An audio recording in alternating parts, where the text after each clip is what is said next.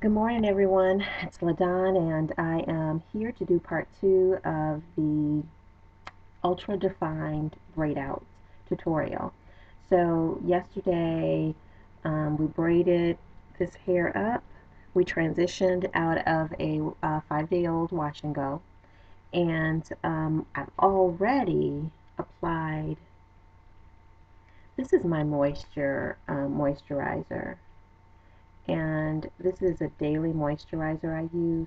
Sometimes it firms up a little bit. It depends on the temperature, but it's been really hot here in the Midwest, so it's pretty loose today. But I took this, put it on my dipped my finger in it, put it in the center of my hand, did this, and then I went down, slid my hands down each of the braids just to add some oils to that to help prevent frizzing. Now I'm just going to take my finger and I'm going to put it in here. As you can see, you can kind of see the consistency of that. And I'm just going to take it and rub it over my fingertips. And I'm doing this just to further prevent any any frizzing while I take these down. So you want to take your braids down pretty gently so that you don't promote any frizz. What I tend to do is see where the hair kind of naturally breaks in each braided section, and then I begin to separate. I know a lot of people take their hair down and then they separate. I don't do that because I always have a difficult time kind of finding all my braids, so I kind of do that as I'm taking them down. I separate as I take the braids down. So if you pull them a little bit, you'll kind of see where the hair actually naturally wants to break. And I just pull them apart from those sections. And I'm not doing a whole lot of separating here because I'll probably do more fluffing than separating ultimately. There's a break right there. I find that if you don't break kind of where the hair naturally wants to break and pull apart or separate, I should say, you create more frizz.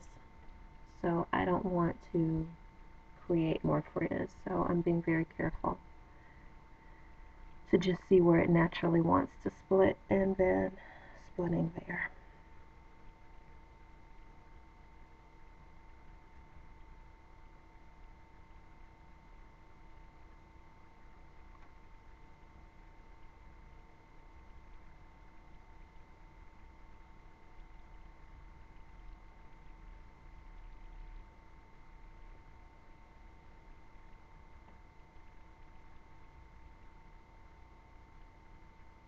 Do the same in the back.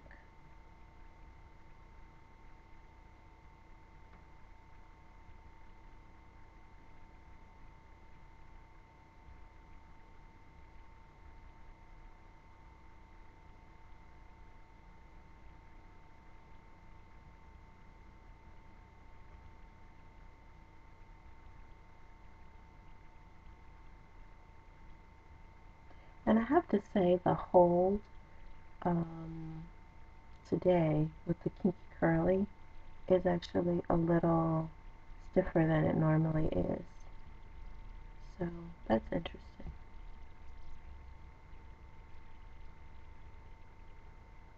Great definition here. Well, I should have showed you one, but this is pretty much the definition so far I'm getting from the braid out. I have to say that I like doing these larger sections better, I think, um, than doing small or mid-size braids. Um, for me, on my hair, it seems as though it provides me with better definition. And this is what I was referring to when I said, you know, you should take your ends and wind them around your finger. Hopefully you can see this right here. Let me move to the side. Can you see these ends right here? See how they're curled? If you were to, or even on this side, you can see the ends and how they're curled like that. It's just a more uniform way for your braid out to end. If you were to braid all the way down to the end, you'd have a pretty jagged look in between, you know, your layers of hair or from braid to braid.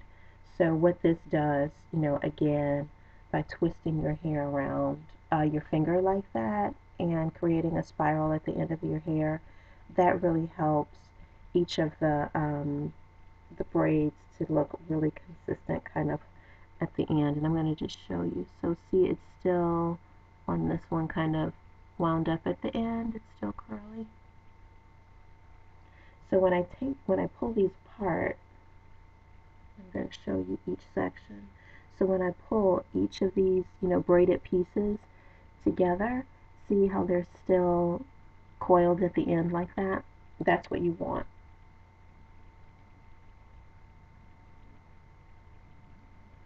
So as I break these sections apart, and this is what I mean by seeing kind of where it naturally wants to separate. See that little space right there? That lets me know it just naturally wants to separate there. So I can do that.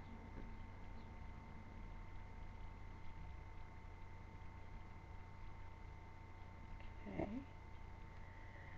think I'm almost done. Yay! This is like the least braid, or the least braids I think I've ever done on a twist out. And I'm not going to do a whole lot of separating up front here yet.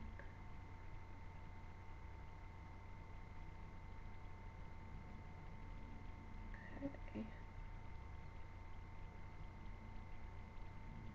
So the more you separate, the more volume you'll get. So this is what we have so far.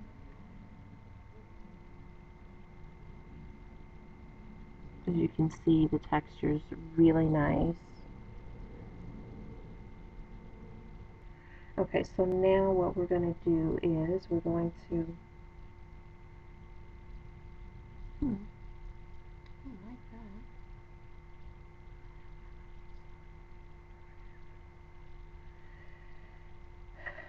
So now I'm going to take my roots and I'm just going to shake my hair kind of at my roots here.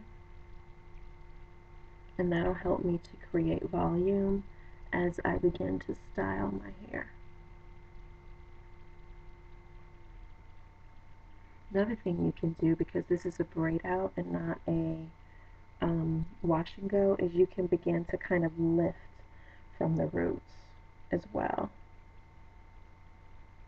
I like big hair, so I'm always going to lift from my roots because it helps me just to achieve bigger hair.